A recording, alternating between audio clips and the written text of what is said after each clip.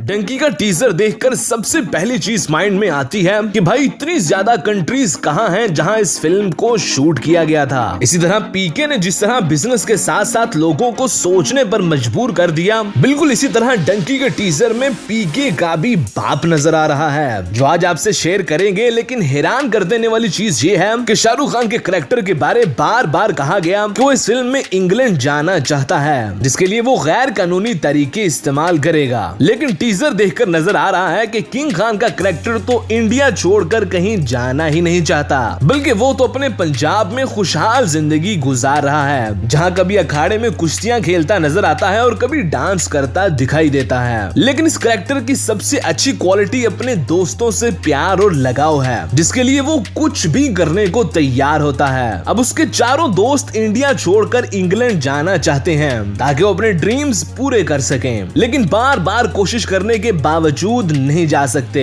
इसलिए फिर शाहरुख खान का करैक्टर हार्डी अपने दोस्तों के लिए कोशिश करता है ताकि उन्हें बाहर भेज सके, लेकिन इसी कोशिश के दरमियान वो खुद ही इंग्लैंड के लिए निकल जाता है। अब ऐसा शायद इसलिए होता है ताकि गैर कानूनी तरीके इस्तेमाल करके पहले वो खुद बाहर जाए और फिर अपने चारों दोस्तों को भी इंग्लैंड बुला ले, क्योंकि इलीगल तरीके से जब कोई बाहर कंट्रीज में जाता है तो उसमें रिस्क बहुत ज्यादा होता है, इसलिए अक्सर लोग रास्ते में ही मार दिए जाते हैं। इसी वजह से जब किसी भी लीगल तरीके से हार्डी अपने दोस्तों को इंग्लैंड नहीं भेज सकता, तो सच्ची दोस्ती निभाते हुए अपने दोस्तों की बजाय अपने आप को इस रिस्की और खतरनाक सफर में डाल देता है, ताकि सफर करते करते बाहर जाकर अपने दोस्तों के ड्रीम्स पूरे कर सके। लेकिन सबसे बड़ी प्रॉब्लम यह है कि शाहरुख खान के करैक्टर का इंडिया में बहुत अच्छा टाइम गुजर रहा होता है और वो इंडिया छोड़कर बाहर बिल्कुल नहीं जाना चाहता। लेकिन जब ये करैक्टर इस डंकी फ्लाइट में जाकर फंस जाता है तो ये सफर लंबे से लंबा ही होता चला जाता है। तो जस्ट इमेजिन कि उस शख्स पर क्या गुजरेगी जब उसे अपनी कंट्री से इतनी देर दूर रहना पड़ेगा। इसलिए राजकुमार हिरानी ने कहा था कि शाहरुख खान का करैक्टर काफी मोनोलॉग्स करता हुआ नजर आएगा, यानी खुद से ही बातें करता और अपनी कंट्री को याद करता सैड सा नजर आएगा। लेकिन इसमें कमाल दिखाएगी पीके फिल्म बनाने वाले डायरेक्टर की कहानी, जब वो लॉजिक और फिलॉसफी के बॉम्ब भी साथ साथ गिराएंगे, जिसका अहम मकसद ये है कि अपने लोगों में ये जो सोच पाई जाती है कि इंडिया में रहकर हम कुछ नहीं कर सकते और जैसे ही इंडिया से बाहर इंग्लैंड जैसे किसी मुल्क में जाएंगे तो हमारी जिंदगी ही बन जाएगी, ये बिल्कुल गलत है। इंडिया में रहकर भी लोग कामयाब हो सकते हैं और वो भी अपनी जान को खतरे में डाले बगैर, क्योंकि जब गलत तरीकों से इंडिया छोड़ने की यंगस्टर कोशिश करते हैं तो या तो रास्ते में ही मार दिए जाते हैं, और अगर ना मारे जाए तब भी इंडिया से बाहर रहकर उन्हें अपने मुल्क, अपने लोगों, फैमिली और फ्रेंड्स की याद ही सताती रहती है। मतलब बाहर जाकर पैसा कमाकर भी लोग खुश नहीं रह पाते।